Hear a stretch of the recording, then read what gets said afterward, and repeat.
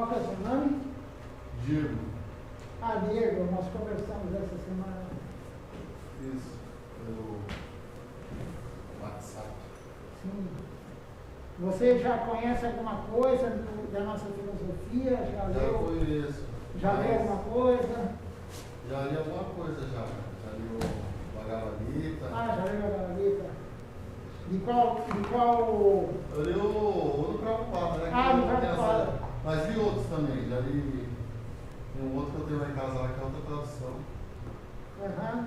Na verdade é assim, né? O ideal de qualquer escritura, Bhagavad Gita, qualquer escritura que você leia, que tenha um guru genuíno traduzindo.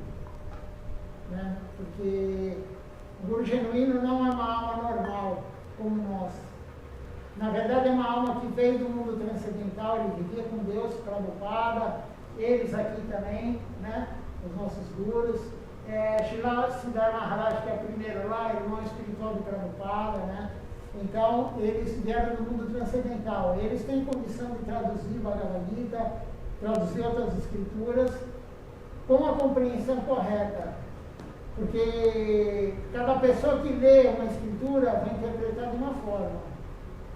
Você veja na Bíblia, por exemplo, quantas milhares de interpretações tem da Bíblia, né? Tem várias e várias correntes de religiões em cima da Bíblia, e dentro dessas correntes tem várias e várias subdivisões. Então, por que isso? A Bíblia é uma só. A Bíblia foi escrita, é uma só. Mas, depende do nível espiritual, da fortuna espiritual de cada um, ele interpreta de uma forma. Então, eu aconselho você a continuar lendo de Prabhupada. Eu não sei quem fez a outra tradução. Não, a outra tradução foi um espanhol lá, mas eu queria ler no original, entendeu? Eu tenho feito esforço para ler no original, mas Original você diz o que no sânscrito? Mas é difícil demais, né? Na verdade é assim, dizem que o sânscrito, você demora 12 anos para compreender, para aprender o sânscrito. 12 anos na média, né? E para que você vai fazer esse esforço se tem um devoto puro que traduziu? Nós não somos devotos puros. Eu garanto que você não é. Eu não posso garantir, mas é quase certeza, porque nós não conseguimos nem controlar nossos sentidos. Porque a gente come, enfim, a gente não controla nada, né? Então, eles são devotos puros. Então, eles, além de saber o sânscrito muito bem, não adianta só, é a mesma coisa, você pega um texto em inglês, qual que é esse livro, vai? Esse livro aqui está em inglês, né? A tradução das canções em inglês. Você pega uma pessoa que fala muito bem inglês, um professor de inglês, ou mesmo um americano, se ele não tem a vida devocional, se ele não é um devoto, se ele não faz a prática, ele não vai traduzir corretamente. Você entendeu? Não basta somente saber o idioma. Então, eu aconselho você, claro, quem sou eu, mas eu te aconselho a você se concentrar no de Prabhupada, né? Porque esse espanhol, eu não sei quem é, mas é alguém mundano como nós. Isso, é um literato, né? Então, é alguém que fez a tradução, com certeza ele está ganhando dinheiro em cima do livro, ele está usando o dinheiro para o desfrute dele, né? Não posso afirmar, mas com certeza, assim... Não, esse cara já morreu, essa foi uma das primeiras traduções, essa que eu li, essa outra que eu li. Esse cara já foi faz tempo. Sim, mas enfim, na época que ele estava encarnado aqui no mundo material, naquele corpo que ele traduziu, não é um devoto puro, entendeu? Então, como que alguém vai interpretar o que Krishna quis falar para Arjuna, se ele não é um devoto puro? Entendeu? Não basta somente saber inglês, não basta somente... E eles têm uma bagagem, não só de praticar como a gente está praticando, eles vieram do mundo transcendental. Eles já estão lá. Eles vieram para cá, os três, e Prabhupada também, e voltaram para lá, entendeu? Nós temos um caminho muito longo para chegar no plano transcendental. Caminho muito longo. Então, qualquer um que traduzir uma escritura dessa vai interpretar da sua forma. Tem várias e várias traduções do Bhagavad Gita. Tem uma também que eu ouvi falar, eu não li e nem pretendo ler, que na conclusão ele fala assim, Krishna não é Krishna, Arjuna não é Arjuna, enfim, que foi um conto, que isso daí é uma história. Ele nega totalmente o sentido literal do texto. Né? Que é uma história tipo um romance que você assiste na Netflix, sei lá, entendeu? E uma das ofensas ao Santo Nome, que é uma mantra que nós cantamos, né, são 10 ofensas. Uma delas é achar que a Escritura é algo mundano. Tudo que está no Bhagavad Gita aconteceu, a batalha de Kurukshetra aconteceu, né? Então tudo é real, não é nada invenção. Tem que ser encarado de forma literal.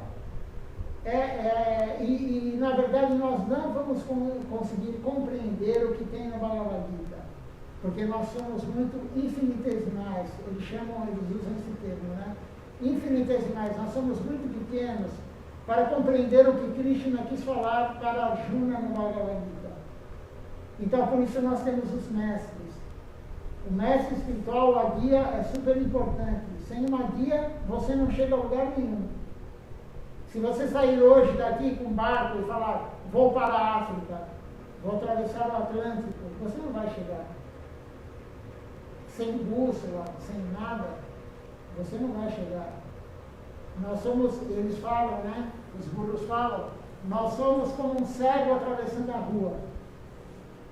Como que um cego vai atravessar a rua? Ah, mas agora, antigamente tinha o barulho dos carros, né? Quando chegar o carro elétrico aqui no Brasil, como é que um cego vai atravessar a rua? Ele vai tropeçar no buraco, ele vai cair, ele vai ser atropelado.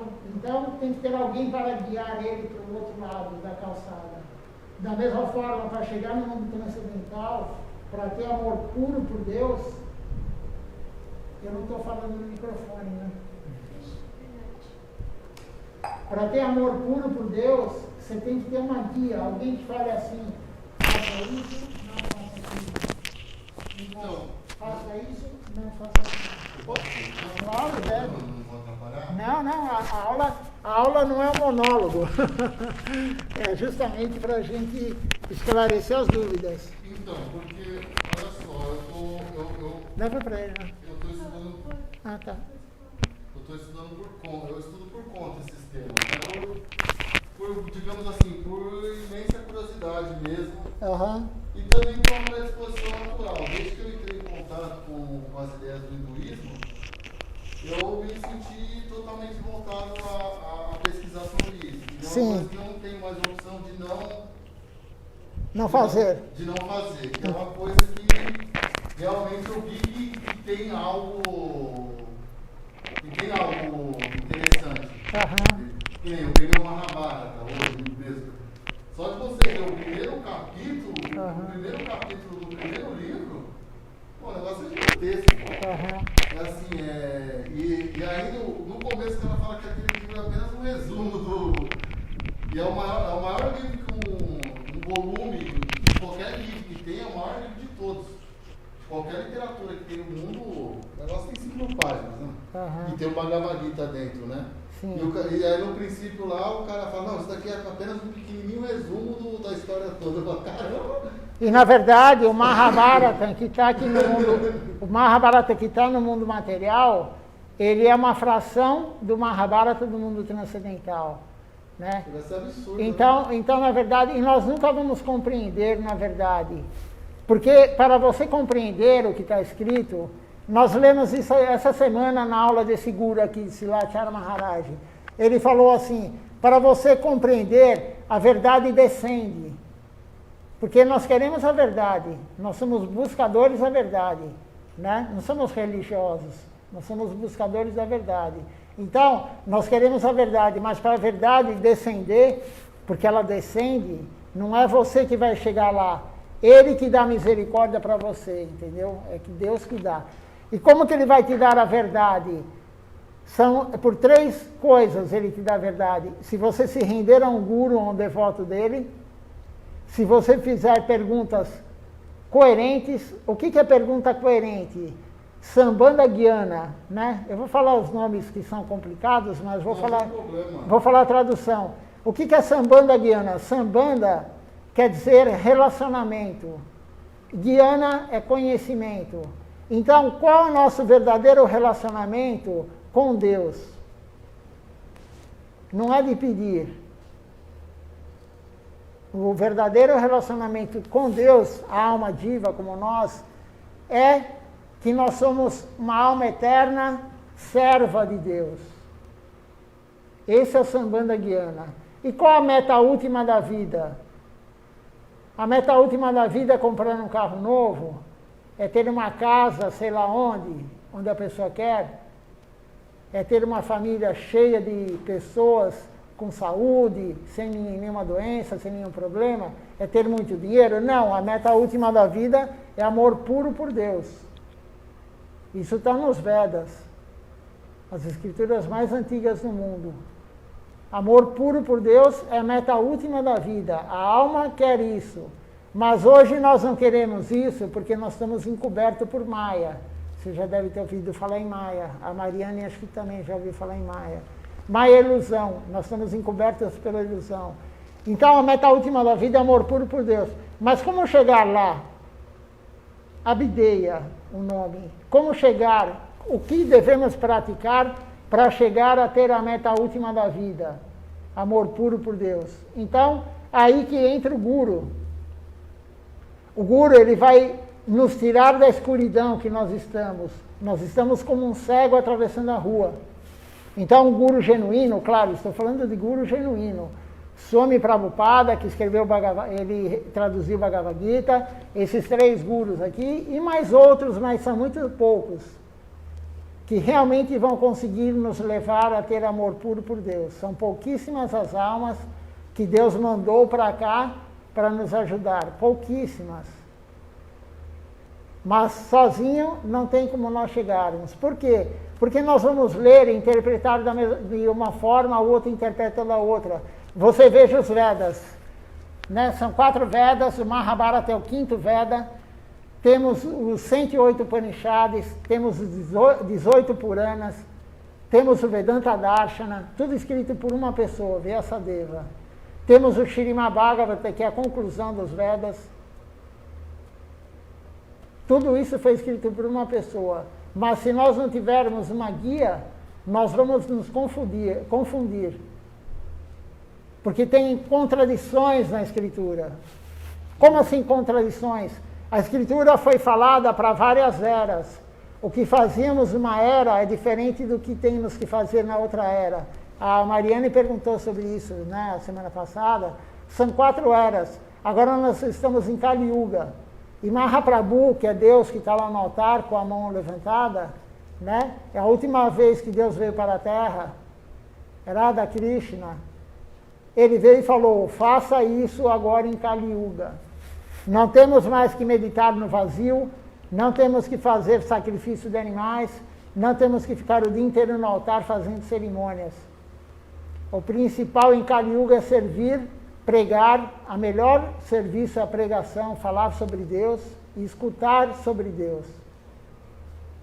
E sem um guru genuíno, a pessoa vai ler o Bhagavad Gita, ela vai ver lá Karma Yoga. Tem um capítulo é Karma Yoga. O outro é Jnana Yoga. O outro é Karma Misra Yoga. Misra Bhakti. Então, Misra quer dizer mistura. E aí você vai confundir se você não tiver um guru genuíno. Se você ler os Vedas, se você ler o Srimad Bhagavatam, você vai ficar confundido. Então, temos que ter um professor. Se você quer aprender a tocar um instrumento, você tem que ter um professor. Se quer aprender um idioma, você tem que ter um professor. Qualquer coisa que você vai aprender, você aprendeu a falar com um professor. Quem era o professor? Teu pai e tua mãe, e quem convivia com você. Por que não, para ir para o mundo transcendental, para termos amor puro por Deus, não temos que ter um professor? Mas não é qualquer professor que se forma na faculdade material. Ele veio do mundo transcendental. Percebe a diferença? Mas você não acredita que você estudar no... Porque assim, é uma coisa da qual eu não consigo... Porque assim, é um assunto tão interessante que não tem como voltar atrás. É que nem uma pessoa começa a jogar videogame, por exemplo, Free Fire. Aí o cara tá lá jogando, tá no sinalzinho, vai falar pra ele, para de jogar. Não vai parar. Não vai parar. E no meu caso, essa curiosidade em relação às escrituras, ela é uma coisa que nem quem gosta de jogar futebol, vai jogar futebol todo final de semana. A pessoa não vai parar de jogar futebol em hipótese nenhuma. Eu acredito que essa vontade de ler as escrituras, eu também não tinha influência nenhuma externa, assim, digamos, de família, de conhecido. É uma coisa que brotou naturalmente, digamos assim, né? Não estou falando que isso é especial nem nada. Estou falando que é uma coisa que, assim, para mim é muito difícil, que nem não querer entender as escrituras, entendeu? Eu vi um guru falando uma vez que não poderia ler, nós não temos capacidade de entender o Vedanta Sutra.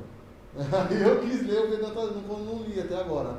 Tanto é que tem milhões e milhões de comentários sobre o Vedanta Sutra. E eu estou me matando lá para tentar ver se eu consigo ler algum. É difícil. Tem um monge que trouxe a nossa missão para o Brasil, Shripata Tapassi Maharaj. Ele tá na foto aqui do quadro, aqui do corredor.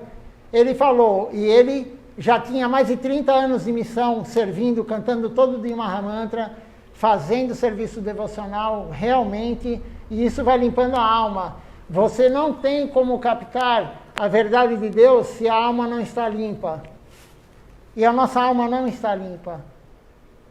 Nós estamos cheios de desejos materiais, nós temos a luxúria, queremos desfrutar os sentidos, nós temos a inveja, a ira, a cobiça, a loucura e o ego.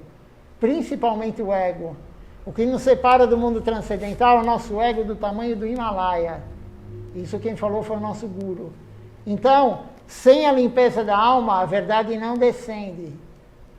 E como você vai limpar a alma se você não tem um mestre que fala, faça isso? Você já leu alguma coisa. Qual é a prática devocional que você faz hoje? Eu não tenho prática, eu só tenho conhecimento teórico. Então, eu tenho algum conhecimento, um pequenininho conhecimento teórico, prático não. Nós temos um sannyasi da missão, um monge, que ele falou, 1 grama de prática vale mais do que 1 tonelada de teoria. O nosso caminho é Bhakti Yoga. Se você já leu Gita, você deve ter visto, eu acho que é no capítulo 11, eu não me lembro mais, faz tempo que eu não leio Gita, né? E Krishna fala, de todas as yogas, a Bhakti Yoga é suprema. O que é Bhakti Yoga? Devoção a Deus. Como que você vai fazer devoção a Deus? Servindo Ele. Como você vai servir Ele? Praticando. Sem prática devocional, não há evolução espiritual. Você pode ler, decorar os versos, saber toda a história do Mahabharata, até quem é primo de quem é pai de quem, como que esse apareceu, como que o outro apareceu, mas você está tudo no intelecto. E o intelecto faz parte do corpo material. Nós temos que trazer isso para a alma. E a alma está no coração. Se você não trouxer para a alma, não adianta ter no intelecto. Porque quando você abandonar esse corpo, eu vou abandonar esse corpo, todo mundo aqui vai abandonar o corpo, você perdeu o intelecto. Mas a alma continua. A alma é eterna. Capítulo 2 do Bhagavad Gita. A alma é eterna. Então, se você não tiver um guru para te instruir o que fazer, a prática correta no dia a dia, você vai ficar tudo no intelecto. Como, de repente, aquele senhor que traduziu e outro que traduz. Se não tiver um guru genuíno, alguém que tenha conexão com Deus, você não chega a Deus. Eles fazem analogia assim, como que você vai chegar no presidente da empresa? Se você conhece alguém que é amigo do presidente, você pode chegar. E não tem ninguém mais amigo, mais querido de Deus que o guru genuíno. Deus mandou ele vir para a Terra. Então, estudar é bom? Sim, você está na fase de curiosidade. Existem 4 motivos para uma pessoa querer Deus. Isso está nas Escrituras.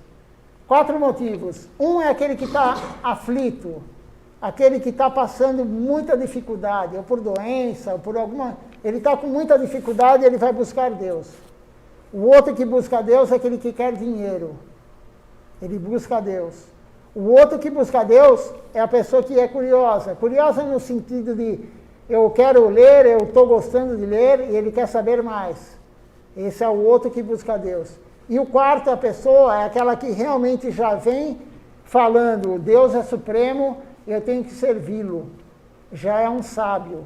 São 4 tipos. Qualquer um deles pode atingir amor puro por Deus, desde que encontre um guru genuíno. Tem que ter. Mahaprabhu, Deus tinha guru. Krishna tinha guru. Por que Deus tem que ter um guru?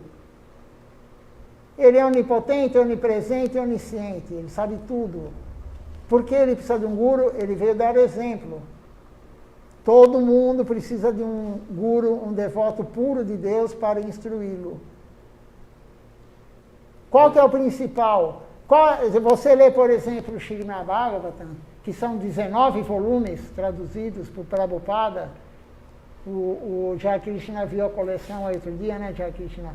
Você sozinho, acho que pesa uns 30 quilos a coleção. E a folha é fininha.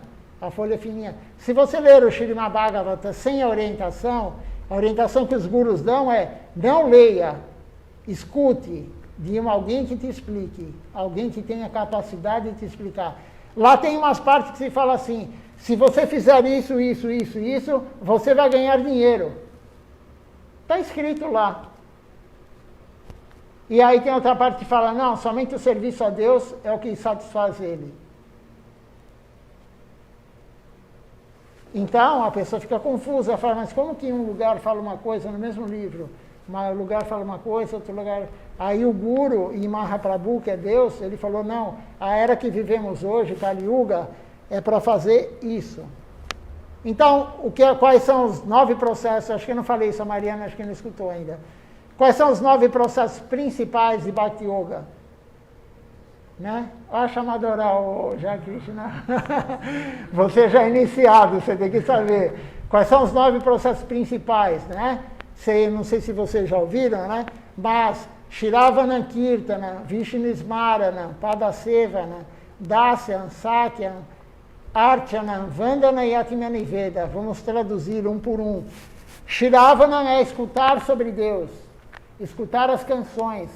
Kirtana é falar sobre Deus, é pregar, é cantar as canções, cantar o Mahamantra, cantar as canções. Aqui, daqui a pouco nós vamos cantar as canções. Aí vem Vishnu Smarana, lembrar de Deus, é outra prática devocional. Servir aos pés de lótus de Deus, Padasevana. Pada quer dizer pé.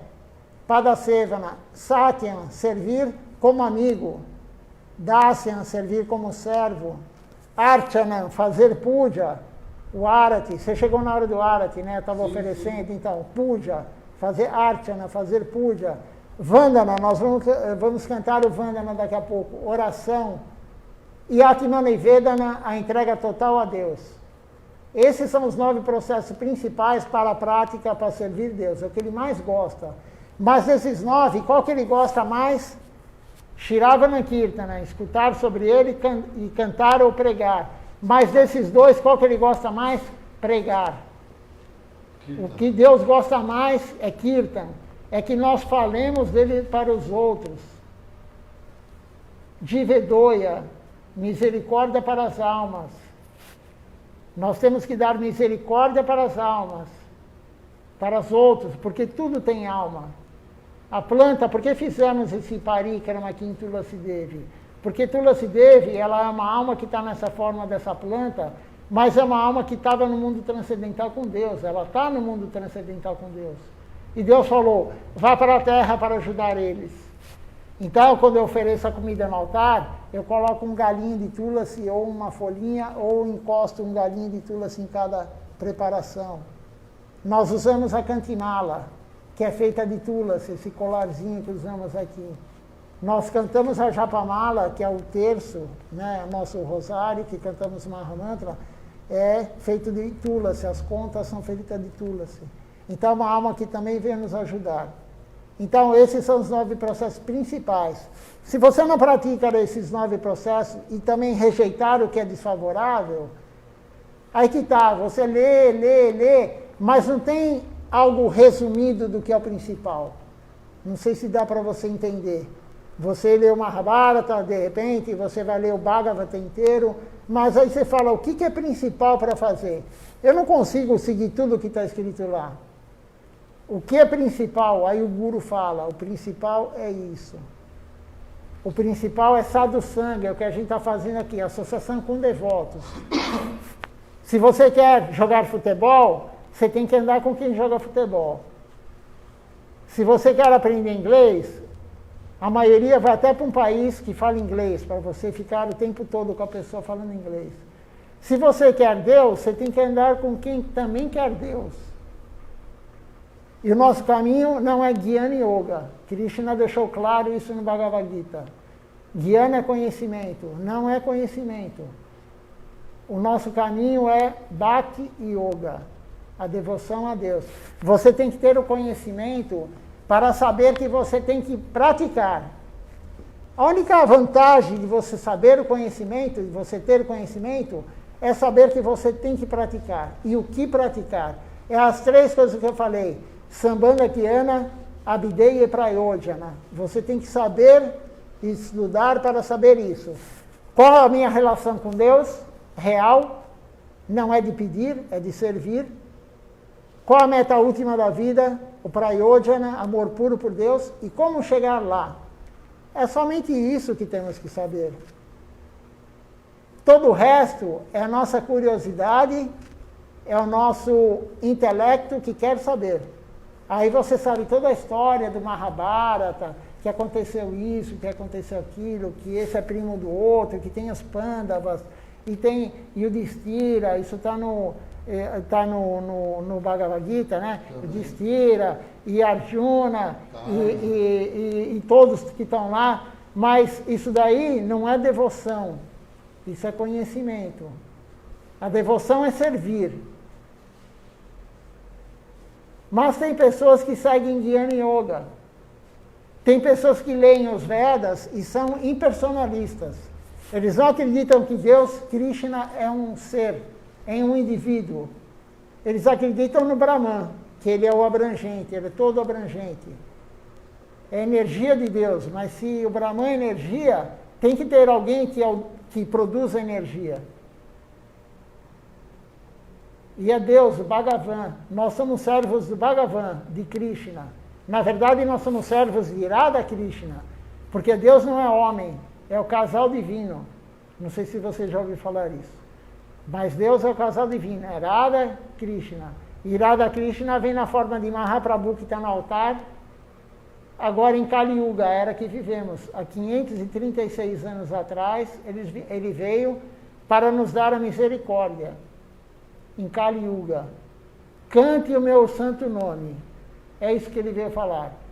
Congregacionalmente, em grupo. Yuga Dharma, o Dharma, a religião da era, é o canto congregacional dos santos nomes. E fazer o serviço também, claro, servir Deus. Né? A cerimônia que eu fiz agora, oferecendo incenso, oferecendo água, dando banho neles, depois secando eles, depois oferecendo a lamparina, a dipa, para aquecer eles, né, que é o fogo, depois a flor para dar o olfato para eles, né, agradar o olfato e o visual, porque a flor é bonita também, e depois a chamara, que é o rabo de yaqui, com o perfume, depois o abano de pavão, para refrescar eles. E eu termino com a concha. Para que isso? Krishna não precisa de nada disso. Krishna não precisa de incenso, ele não precisa de água, ele não precisa de flor, ele tem tudo onde ele quiser, ele é Deus. Mas ele criou essa forma, o Archana, que é um dos processos devocionais, para a gente amá-lo. Não há como você amar alguém se você não servir alguém. Mas esse processo depois ele se aprofunda, porque isso, pelo que você acabou de falar agora, é uma forma que a gente tem como desenvolver esse amor por Deus, certo? Amor puro por Deus. Isso, mas depois esse amor ele pode fluir sem os mecanismos do Arati, por exemplo? Quando você tiver amor puro por Deus, você não vai querer parar em nenhum segundo. Não que você vai parar de fazer o Arati, mas que ele consiga acontecer para além disso. Não, porque você vai continuar fazendo, né? Porque é da sua iniciação, é da sua prática diária. No meu caso que eu sou pujári, eu sou sacerdote. Eles não fazem, na verdade ele é iniciado, né? Ele não faz arati. Não é todo devoto que faz arati. Mas na sua casa você pode oferecer incenso e tal, mas a prática continua. Sim, a prática ela continua, mas o amor ele se manifesta mesmo sem como que eu posso dizer? Mesmo quando você não está fazendo a prática naquele momento, digamos. Não, quando você atingir amor por Deus, na verdade é um processo, são 9 etapas. A primeira etapa é a fé. Você tem alguma fé. Todo mundo aqui, a Mariane, a Vanessa, o Jakrishna e eu. Alguma fé nós temos, senão você não estaria aqui no templo.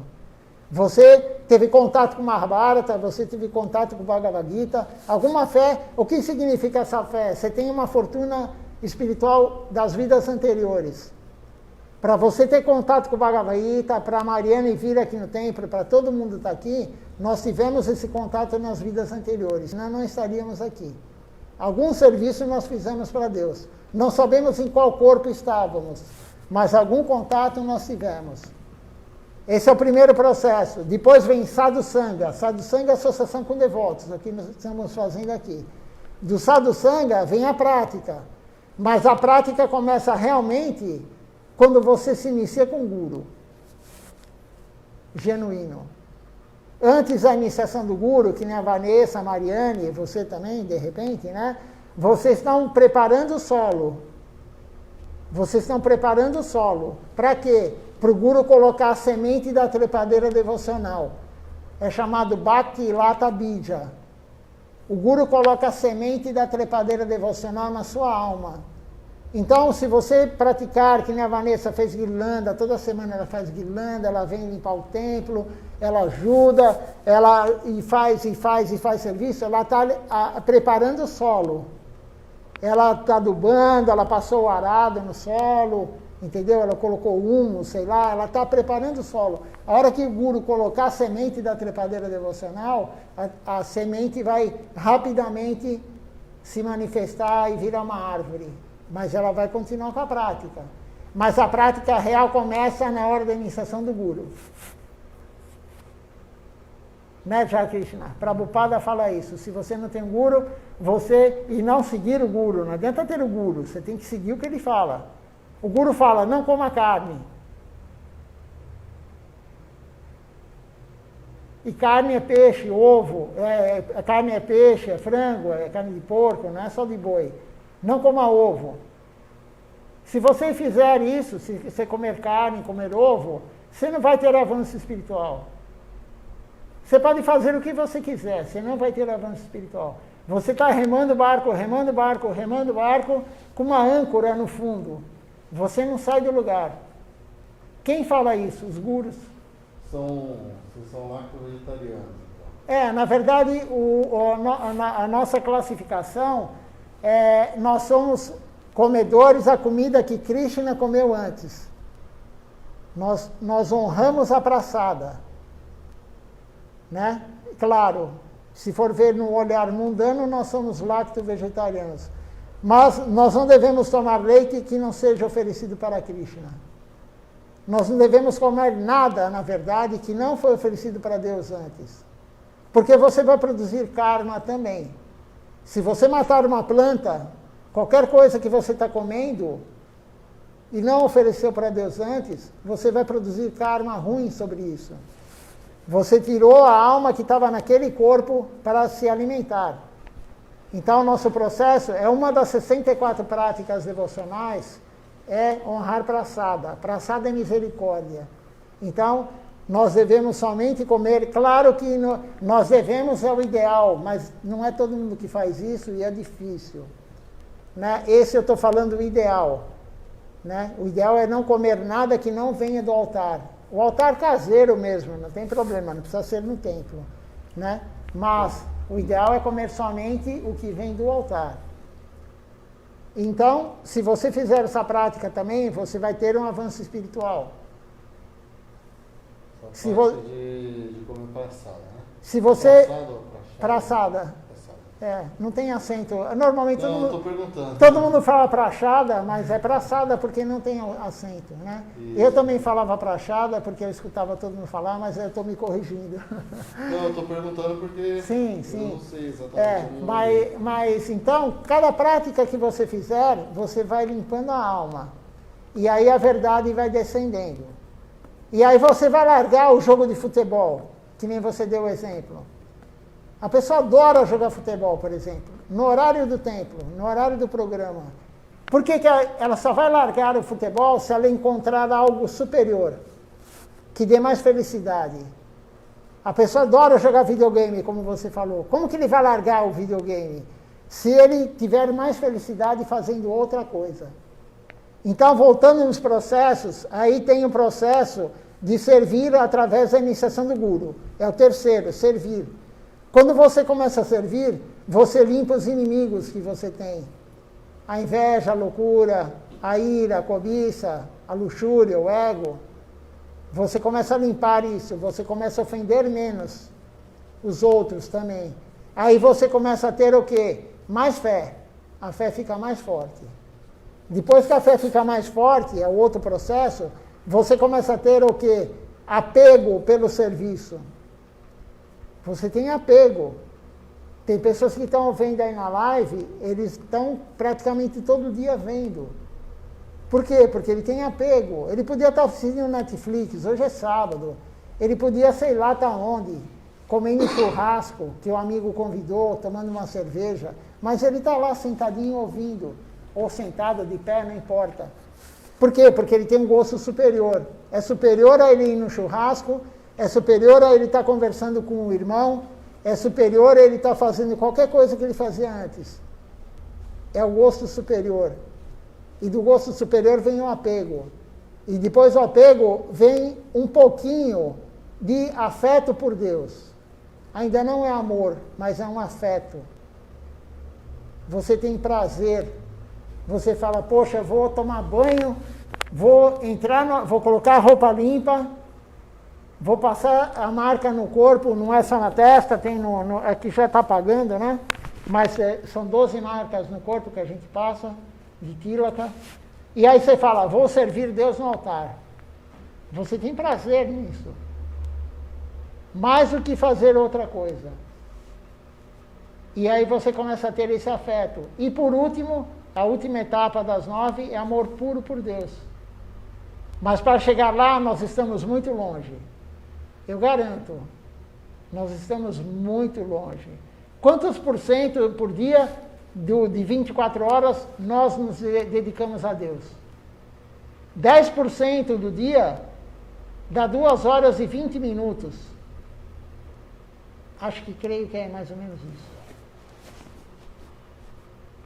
2 horas e 24 minutos. 10% do dia, 2 horas e 24 minutos. Quem faz isso de serviço a Deus?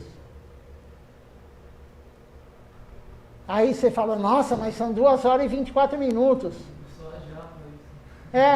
Nossa, 2 horas e 24 minutos, mas é 10%. E os outros 90%, o que a gente faz? Faz serviço para nós ou para a nossa família, enfim, para ter um conforto no futuro, e tudo isso produz karma. Quando nós servimos Deus nesses 10%, nessas 2 horas e 24 minutos, quem faz 10%, você não produz karma. O que traz a gente para o mundo material na próxima vida é karma. Você só vai abandonar esse corpo quando o teu karma para essa vida acabar. Como se fosse um combustível. Quando eu cumprir todo o meu karma para essa vida, eu abandono o corpo, eu alma. E vocês também, e a planta também, e todo mundo. Enquanto você tem karma ainda para cumprir, então, você pode pegar Covid, você pode ficar entubado, você pode fazer o que for. Se o teu karma ainda continuar nessa vida, você não vai abandonar o corpo. E no momento que isso acontecer, você abandona o corpo. Então, se você não quer voltar mais para o mundo material, não produza karma. E não produzir karma é chamado akarma, né? Não produzir karma é servir Deus. Não, produzir karma é karma yoga. Não. Seria? Porque karma yoga seria justamente você entregar Karma yoga é você fazer ação sem querer nada em troca. Mas aí você não produz karma também. Claro que produz. Ou bom ou ruim. Você normalmente na karma yoga você está produzindo karma bom. Está pegado nos resultados, né? Hã? O karma yoga está pegado nos resultados das ações. Quem pratica o karma yoga. Você pratica karma yoga, você faz sem querer nada em troca. E é difícil fazer karma yoga. As pessoas que você vê aí distribuindo comida na rua, sei lá, dando cobertor, né? Ah, eu faço karma yoga. Não. Você não está querendo nada material, mas você está querendo na sua mente. Chega no final do dia, você fala assim, nossa, cumpri minha parte. Você está agradando a sua mente. E você posta no Facebook você distribuindo marmitinha para aparecer para os outros. Isso não é karma yoga. Aí não, aí já perdeu, né? Então, agora, se você faz tudo isso sem querer nada em troca, nada em troca, você fazer ação sem querer o retorno, também produz karma. Por exemplo, você fala, eu vou distribuir comida na rua, sem querer nada, sem aparecer, você se esconde, você põe chapéu, você põe uma barba postiça, sei lá, você se esconde, né? Mas você está produzindo karma, por quê? Porque karma bom não é serviço a Deus. Tudo que não é serviço a Deus produz karma, ou bom ou ruim. E o que é serviço a Deus? O que o Guru orienta. Veja só como a coisa é meio complicada. É fácil e ao mesmo tempo é complicada. Srila Siddhar Maharaj, o primeiro guru lá do quadro, que é o irmão de Prabhupada, irmão espiritual, ele falou, se você for num lugar sagrado, em Vrindavana, em Navadvipa, em Puri, qualquer lugar sagrado onde Krishna brincava, não, ele está lá brincando agora, né? Onde ele está brincando agora, você vai em qualquer lugar sagrado, se for sobre, porque você quis conhecer, não foi o guru que falou, vai lá, você produz karma. É a mesma ação de, por exemplo, o guru virar para mim e falar, vá para Vrindavana. Aí eu estou produzindo mérito espiritual, eu estou fazendo serviço a Deus. Por quê? Porque o devoto puro de Deus falou, vá. Se eu for por minha conta, é karma. Tudo que você faz da tua mente é karma, produz karma.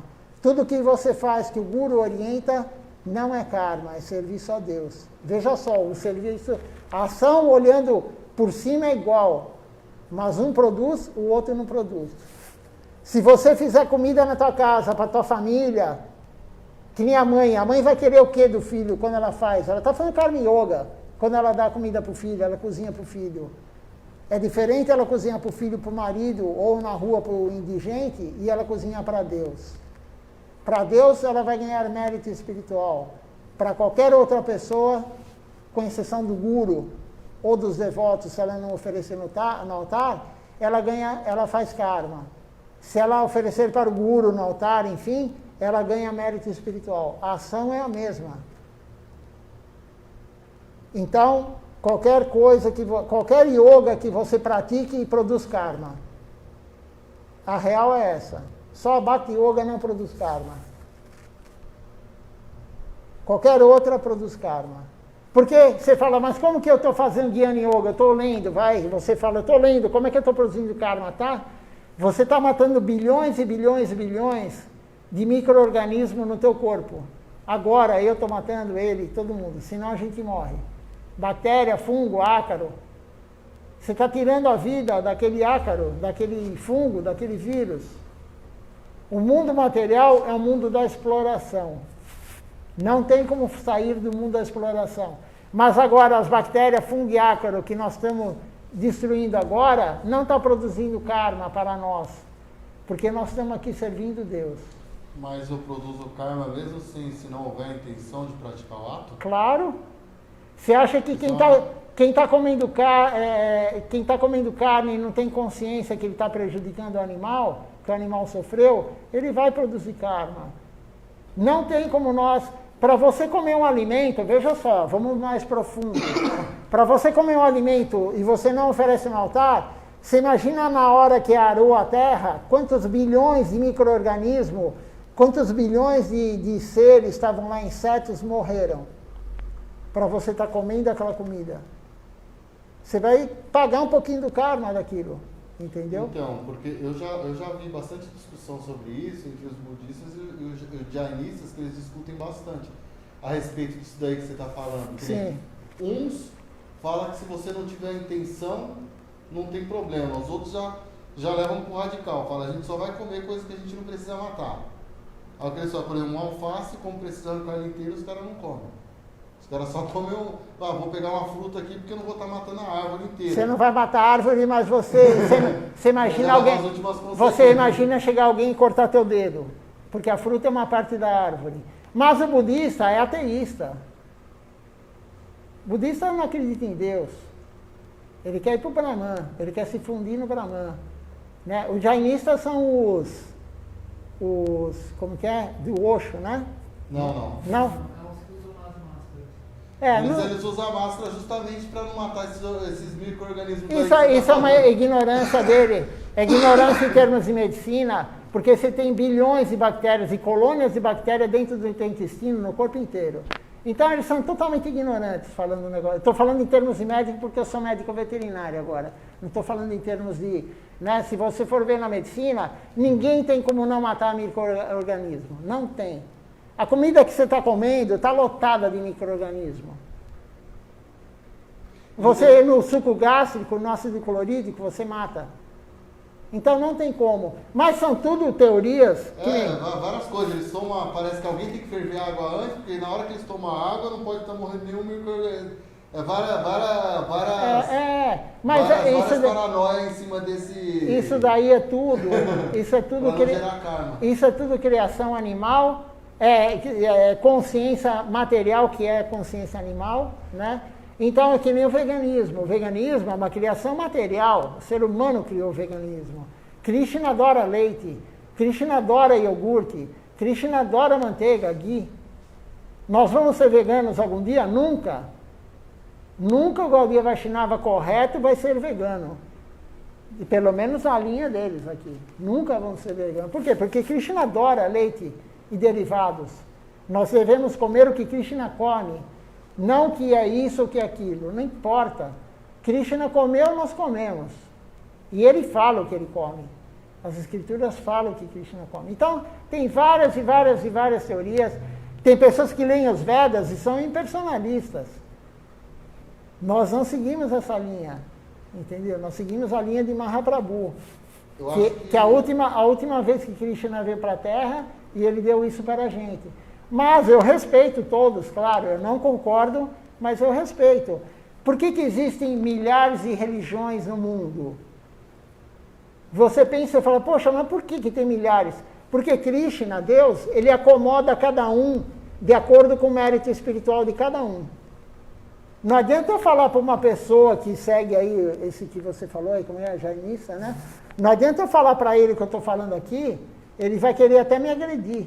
Se eu falar um negócio de alguns. Ele não vai querer te agredir. Não, alguns de repente. Eles não agredem. Alguns de repente. Eles levam esse negócio, justamente eles levam esse negócio de não agredir as últimas consequências, né? Não tem como não agredir o mundo material. O mundo material é um mundo. Para você ter uma TV grande na tua casa, alguém está trabalhando escravo.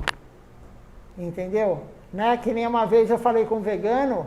O vegano estava todo lá empolgado e falando, eu não uso nenhum produto animal, não uso nenhum produto que foi testado em animal, creme de barba e não sei o quê. Aí eu virei para ele e falei, mas você sabe onde está sendo testado isso?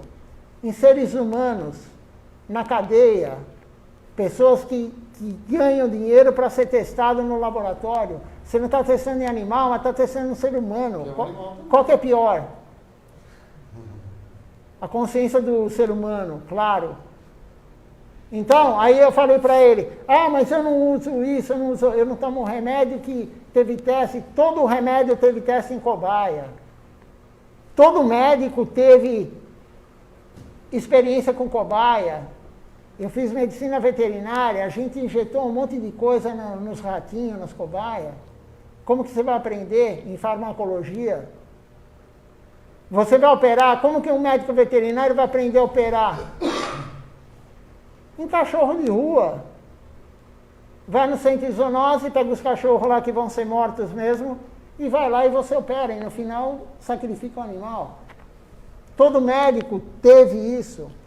Então, mas a discussão... Não tem como não explorar no mundo material. Isso quem está falando são devotos puros. Não tem como eu discutir com uma pessoa que está seguindo alguém que não é um devoto puro. Eu tenho fé que eles são devotos puros, entendeu?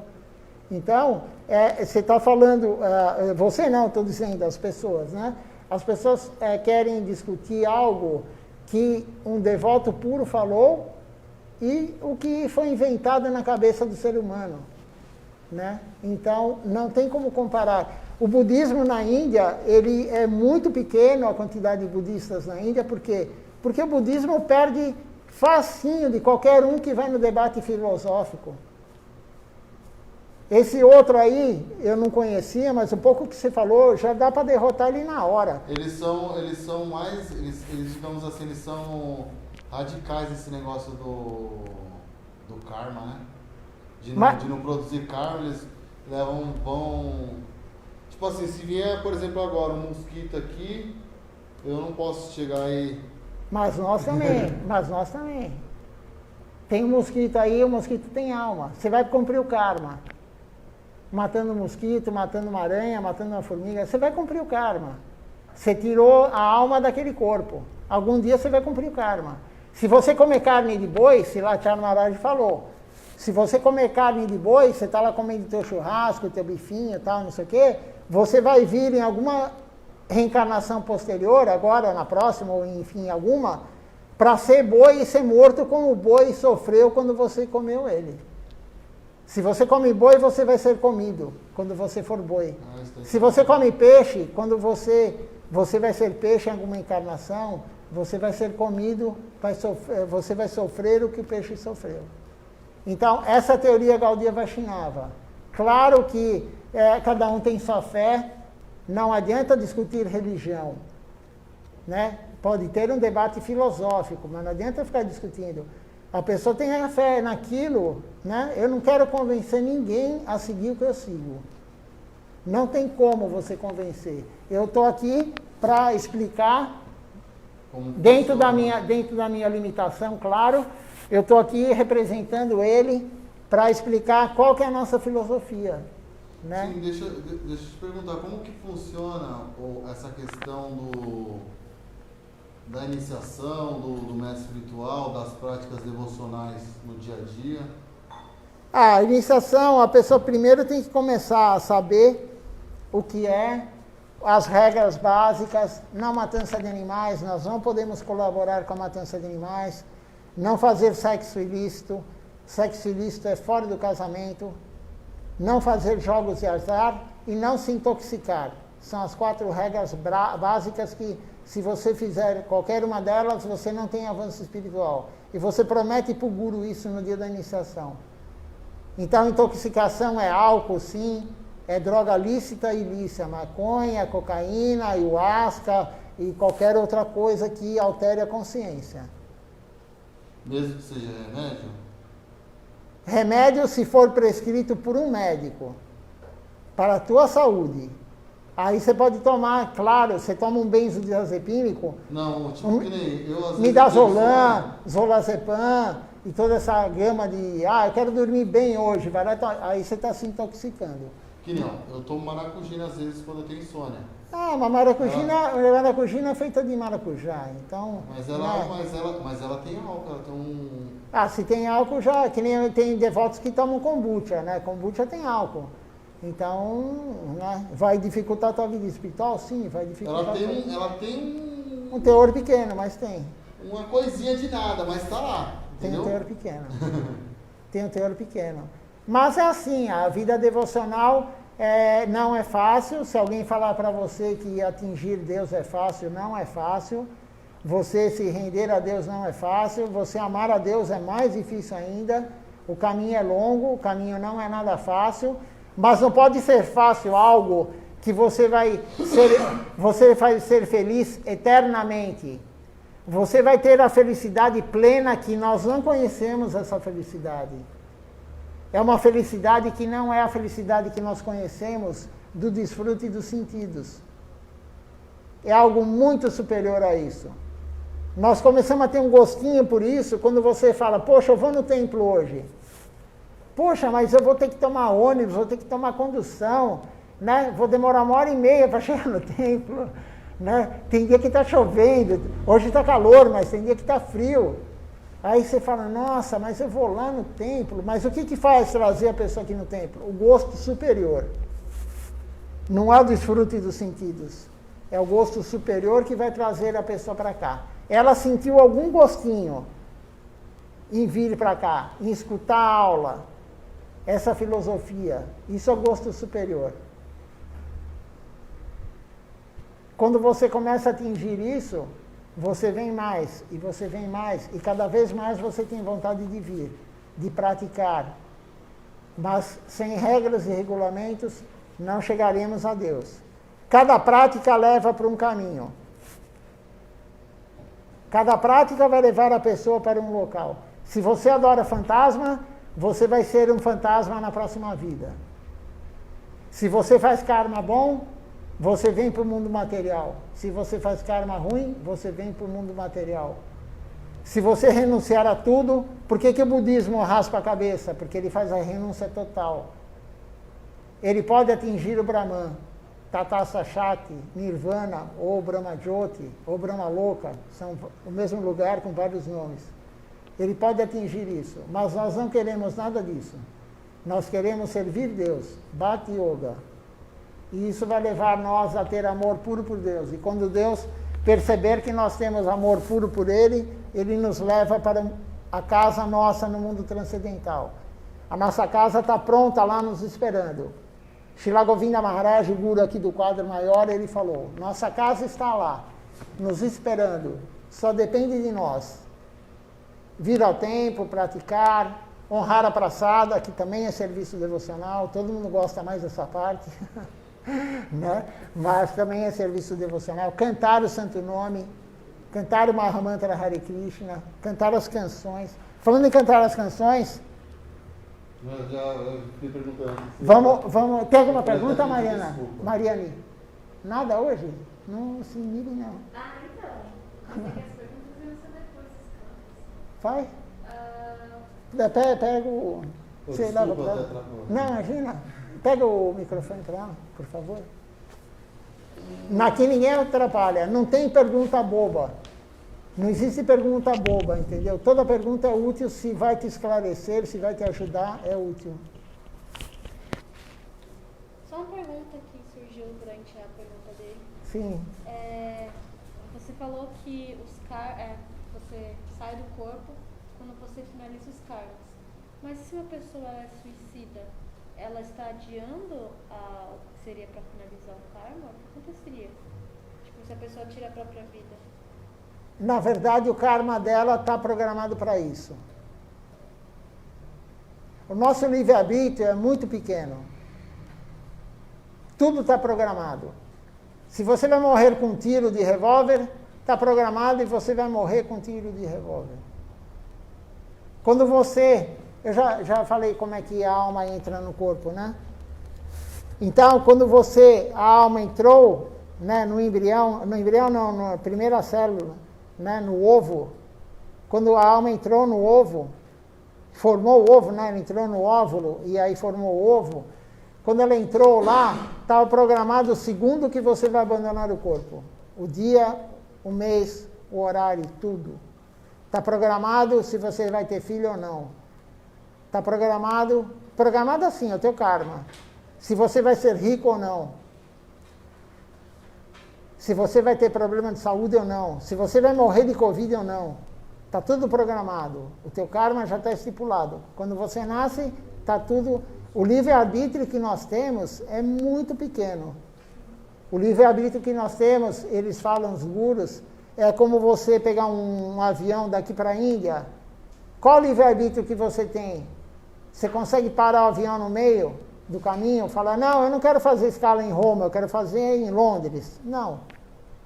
O livre-arbítrio é tipo assim, Eu vou tomar Coca-Cola ou vou tomar água? Eu vou no banheiro agora ou vou no banheiro daqui a pouco? O que isso representa na viagem? Nada. Então, nosso livre-arbítrio é muito limitado, muito, muito, muito limitado. Então, ninguém abrevia o karma de ninguém. Krishna não mexe no karma de ninguém. Por isso, é dito na escritura do Lila de Mahaprabhu, do passatempo de Mahaprabhu, Mahaprabhu, Deus, ele próprio, ele se afasta de quem pede algo material para ele. Ele esconde a devoção, ele se esconde. Quem pedir algo material para Deus, ele se esconde de você. Porque você está querendo algo para o corpo, e você não é o corpo, você é a alma. A única coisa que podemos pedir para Deus é mais devoção, é mais fé, é mais serviço devocional. Certo. Então, ele não interfere no teu karma, ninguém interfere no teu karma. Nós fizemos, plantamos, agora estamos colhendo. E é uma misericórdia dele, não é que ele é um carrasco, que ele castiga. A misericórdia de Deus é que ele dá a oportunidade de nós cumprirmos o que estamos devendo. Então, essa visão Gaudiya Vaishnava, temos que compreender isso, que é a misericórdia. Tudo que acontece é perfeito para nós. Nós não compreendemos porque nós estamos iludidos por Maya. Mas a pessoa fala assim, poxa, mas eu perdi a perna no acidente de automóvel. Foi o melhor para a pessoa. Foi o melhor. A pessoa fala, poxa, mas eu estou entubado aqui no hospital, estou com Covid entubado. Mas é o melhor. A pessoa tinha que cumprir aquilo. O que ela fez de mal para os outros seres nas vidas anteriores, ela está cumprindo lá. Naquele momento, o outro cumpre de outra forma, o outro cumpre de outra forma. Cada um cumpre de uma forma. Mas é o melhor para nós, porque nós não podemos ter dívida para chegar a ter amor puro por Deus. Ninguém chega a ter amor puro por Deus se tiver dívida, se tiver karma. Então, é esse o processo, né? Não adianta ficar pedindo. E veja só como a concepção é diferente. Todo mundo pede para acabar a pandemia. Fizeram novenas, fizeram orações, todo mundo rezando, todo mundo... Veja só como a compreensão é equivocada. Deus deu a pandemia para nós. Foi Deus, não Krishna direto, é o assessor dele, o senhor Yamaraja, Raja é rei, o rei Yama. O rei Yama, ele deu a pandemia Covid-19 para nós. Só vai acabar de morrer pessoas com Covid-19, com esse vírus, quando o senhor Yama quiser. Que nós cumprirmos esse karma, aí acaba. Se ele quiser fazer outra mutação que toda vacina não pega, ele vai fazer e vai morrer mais várias e milhares de pessoas. É ele que controla. Não adianta rezar para não ter. Mas isso é a misericórdia de Krishna. É a misericórdia de Deus. Precisávamos pagar por isso. Quem pagou com a morte, não com a morte porque a alma não morre, com o corpo, né? Quem pagou com o abandono do corpo, tinha que acontecer isso. Quem foi entubado e não morreu, tinha que acontecer isso. Aquele que pegou e nem sabe que pegou, tinha que acontecer isso. Tudo é perfeito. Mas é difícil nós falarmos isso para quem não está com a consciência plena. Claro que você não vai chegar para uma pessoa que está com câncer, fazendo quimioterapia, né? E passando mal, vai falar, mas isso é o melhor para você. A pessoa não compreende. Mas se você pegar uma pessoa que fez a limpeza da alma, que nem eu estava falando para ele, né? Quando você pegar uma pessoa que fez a limpeza da alma através do processo devocional, ela vai compreender que é o melhor para ela, aquilo lá. Mas é muito difícil nós termos essa compreensão. Temos que fazer muito serviço para começar a compreender. Deu para esclarecer? Sim. Vamos ver quem participou conosco. Aqui presencialmente temos Jai Krishna Prabhu, a Vanessa, a Mariane e o Diego. Vamos ver aqui pelo Facebook temos Ena Castelli conosco, Antônio Faustino, Afonso Moreira Júnior, temos aqui a Eliane Souza. O Instagram não rodou, gente. Não rodou? Está para iniciar. Eliane Souza, Márcia, Maline Devidassi, e temos também o Damodara Prabhu aqui assistindo conosco. E Maria Regina. Eu não sei se desde o início o Instagram, vocês ligaram ele? Tá? Não, sei que já estava ligado. Então o Jackson já não ligou. Mas tudo bem, não era para ser. Se não acontecer, não era. Então, vamos encerrar mais essa transmissão. Uma boa noite a todos, Dandavati Pranam. Até amanhã às 18 horas. Prometo que amanhã começaremos às 18 horas.